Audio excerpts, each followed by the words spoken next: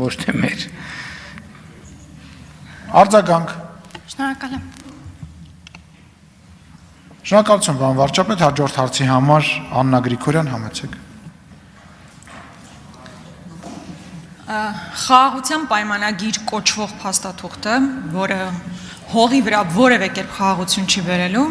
այսօր հայտարարվեց, որ Նիկոլ Փաշինյանը հայտարարեց, որ քննարկվել է կառավարությունում ԿՊ խմբակցության հետ անվտանգության խորհրդում։ Ցավոք եւ ողբերգությունն այն է, որ ձեր կայացրած որոշումները միայն այդքանիտ վրա չի, որ տարածվում է։ Ձեր կայացրած որոշումների հետևանքը կրում է ամբողջ հայ ժողովուրդը։ Եվ ես ուզում եմ ձեզ հիշեցնել ձեր իսկ խոսքերը, որ երկրում իրական իշխանությունը ժողովուրդն է, դուք ընդհանրապես տեղապահն եք։ Եվ որպես տեղապահ չեք կարող ստորագրել մի պայմանագիր, որի մասին իրական իշխանությունը, այսինքն ժողովուրդը տեղյակ չէ։ Այսինքն դուք որպես ով եք պատրաստվում ստորագրել այդ փաստաթուղթը։ Դուք նման լիազորություն չունեք։ Հաջորդ հարցը։ Ցանկացած բանակցություն ենթադրում են փոխզիջումներ։ Այս հարցը մենք շատ անգամներ ենք հնչեցրել, երբեք չենք ստացել սրա պատասխանը։ Վերջերս հարցազրույցի ժամանակ դուք ասում եք, լավ է ինչա զիջել, որ Հայաստանի Հանրապետությունը, թող ասեն ինչա զիջել Հայաստանի Հանրապետությունը։ Չեմ սխալվում, չէ՞, նման հարցադրում էիք հնչեցնում։ Հիմա ես ընդհանրապես մի քանիսը թվարկեմ, որից հետո ես կակնկալեմ, որ գոնե մեկ զիջում ադրբեջանական կողմից կասեք։ Առաջինը 2020 թվականի նոյեմբերի 9-ից հետո, դեկտեմբերի 17-ին ձեր իսկ հրամանով Վաղարշակ Հարությունյանի կողմից ստորագրվում է մի փաստաթուղթ, որը մինչև այսօր նույնիսկ համարվում է պետական գաղտնիք սեփական ժողովրդից, որովհետև մնացած բոլորը գիտեն դրա մասին, չի հրապարակվել մինչև այսօր։ Այդ փաստաթղթով զորքերը մինչև 20 կիլոմետր հետ են քաշվել, որի արդյունքում մենք լրջագույն անվտանգային խնդիրներ ենք ունեցել, հատկապես հենց Սյունիքի այդ սահմանի երկայնքով։ Հանձնվել է Գորիս-Կապան ճանապարհը։ Հիշում եք, այդ ժամանակ ադրբեջանցիները նույնիսկ GPS-ով գալիս էին, ասում էին մեր հենակետը այստեղ պետք է լինի, ու կանգնում էին, ու դիմացից որևէ մեկը չկար, որ արձագանքեր։ Զիջվել է Կապան ճակատեն ճանապարհը։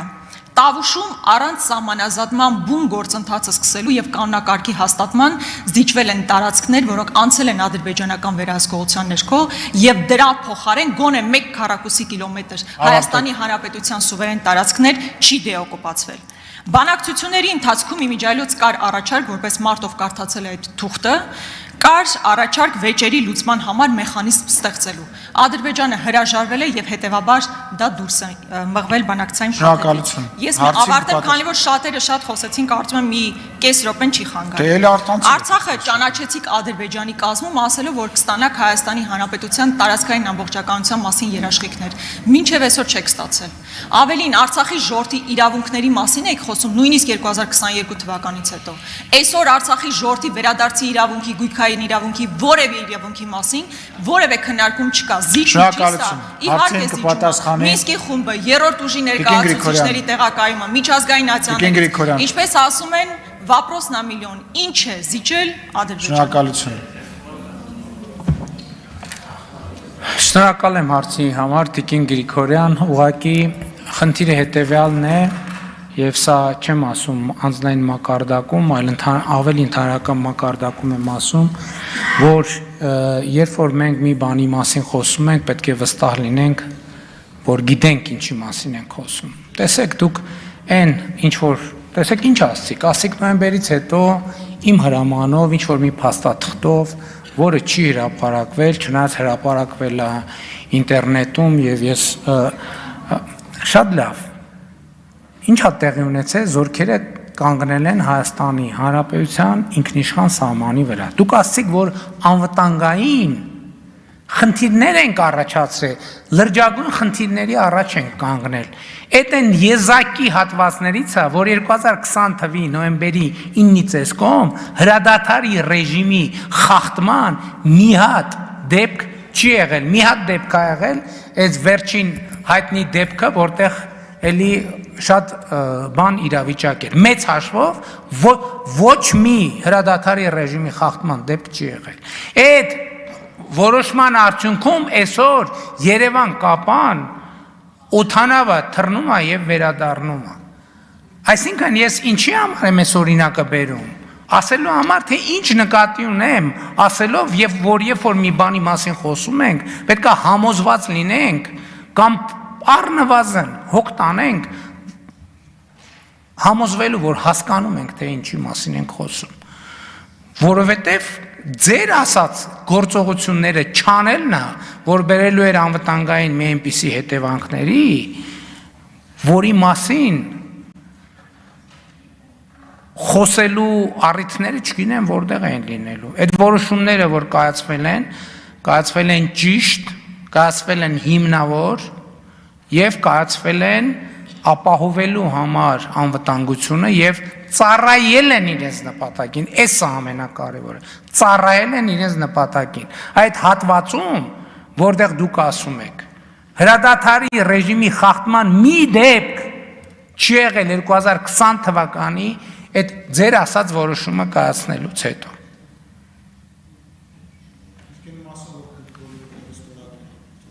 Ինչ? Հա։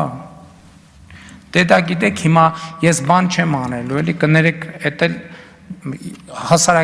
հասարակագիտության 7-րդ դասարանի դասագրքի դասա, այդ դասը ես չեմ կարծում, թե պետքա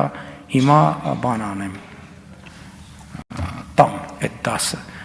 Հայաստանի Հանրապետության վարչապետը ունի լիազորություններ, Հայաստանի Հանրապետության արտաքին քաղաքականությունը որոշում եւ իրականացնում է կառավարությունը,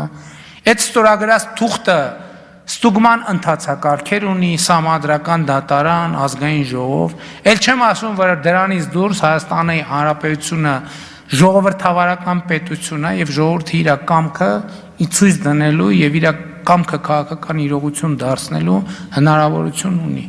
Այդ բանի տեսական օթից վերցրած, տենց ինչ որ պաթոսով, բան ինչ, իսկ թվում է նիստից առաջ դոպինգ եք խմում, ինչ եք անում, որ գաք ստեղ տենց ինչ որ ցնցվելով, բանանելով, տենց ինչ որ բանի պաթոսի այդ օվերդոզից, այսինքն ինչ։ Ձեզ թվում է թե այդ պաթոսից ձեր ասածի, այսինքն մերկությունը թաքցնելու եք։ Եթե թվում է, սխալ է թվում։ Ձեզ համար շատ նորություն կլինի, որ այս երկրում, եթե մի մարդ կա, ում վերագրվում է որոշակի դեղեր խմելը, ապա դա դուք եք։ Դուք կոռեկտ արտահայտվեք։ Միակ բանը, որ կարողանում ենք խմել, այստեղ ջուրն է։ Հաջորդը։ Եթե ձեր իշխանության 7-րդ տարում դուք նոր սկսել եք կրթվել, դա դեռ չի նշանակում, որ դուք կարող եք մեղադրել ինձ կամ մի ամբողջ ժողովրդի, որ դեմ է, որ դուք գնաք ստորագրեք մի փաստաթուղթ, որի մասին որևէ մեկը տեղյակ չի։ Կրկնում եմ, ինչպես դուք եք ասել, դուք ընդհանրապես տեղապահն եք։ Հայտնեք իրական իշխանությանը, ինչ է տեղի ունեցել։ Հիմա ես ուզում եմ մեզ լսող քաղաքացիներին հետևյալն ասել։ Ես իհարկե կարող եմ շարունակել խոսել նրա մասին, թե ինչ զիջումներ եք դուք իրականացնել, ու դուք ինքներդ շատ լավ գիտեք, որ այդ ցանկն անվերջ է։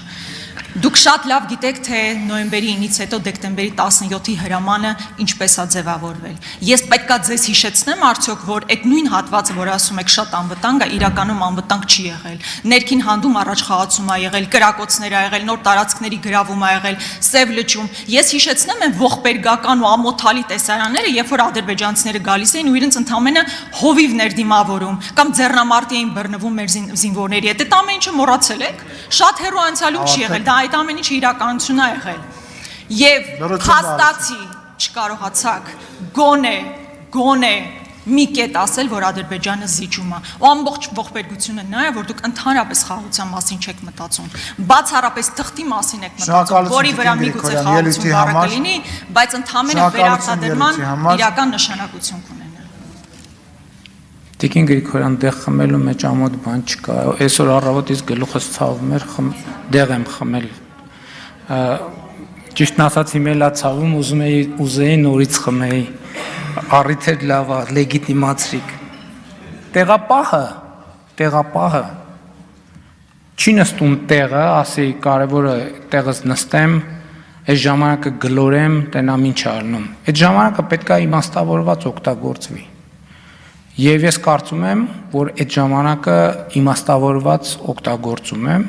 այդ թվում այդ բանից, դե գիտեք ինչ, այդ մենակ ձեր խմբակցությունում է եւ ձեր քաղաքական ուժում է, որ բոլորը ծայրահեղ կրթված են ու դե դուք բան եք տենց այդ ինչ վունդերկինդների խմբակցությունն եք, ձեզ դուք կարիք չունեք կրթվելու, դուք տենց էլ մնացեք այդ նույն կետի վրա։ Ինչ բնավորում է պայմանագրի բովանդակությունը, ասում եք, մարդիկ չգիտեն, չկա տենց կետ, որի մասին մարդիկ չգիտեն։ Այդ սուտ fake տեղեկատվությունը։ Բոլոր կետերի մասին մարդիկ, բա որ չգիտեք կետերի մասին, ինչ գիտեք, որ բան ենք հայցեր ենք հետ վերցնելու։ Ինչ գիտեք։ Բա ինչ եմ հայտարարել։ Բա ինչ եմ հայտարարել այդ դեպքում։ Հայտարարել եմ, որ ոչ մեկ հանկարծ դրա մասին չիմանա։ Բա որտեղից գիտեք, երրորդ կողմերի ուժեր կանգնելու են, թե չենք, որտեղից եք իմացել։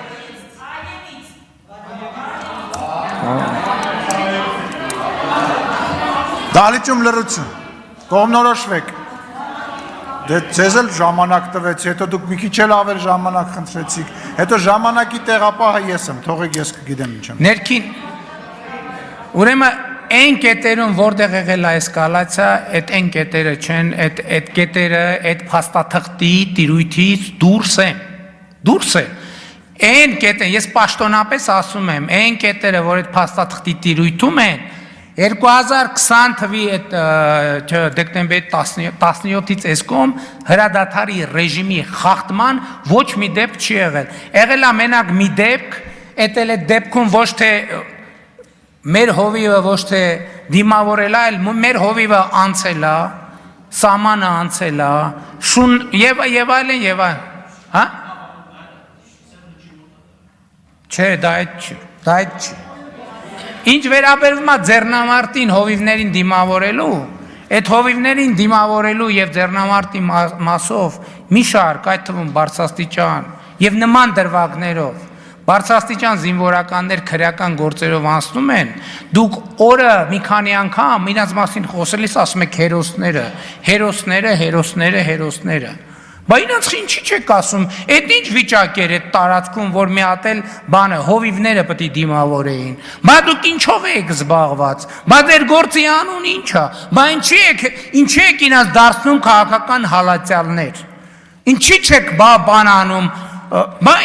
այդ մեզ հələ առաջարկում եք գնդակահարել, այդ հասկացանք։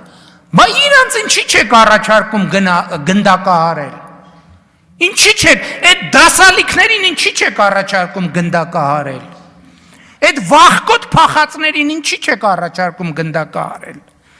ձեր հրահանգով էին փախնում, որ Հայաստանում բան անեիք, քաղաքական պրոցեսներ հրահարեք, բա ինչի եք քաղաքական բանտարկյալներ կամ իրանց քաղաքական հալածյալներ համարում։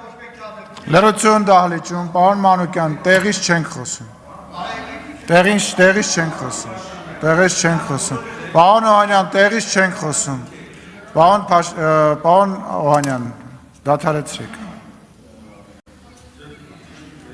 Լիլիթ Ստեփանյան։